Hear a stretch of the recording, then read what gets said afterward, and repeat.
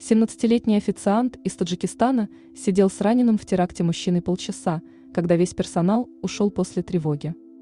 17-летний Бунавших Эркинов приехал в Москву осенью 2022, а недавно устроился в отель «Аквариум», который расположен в здании Крокус Сити Холла.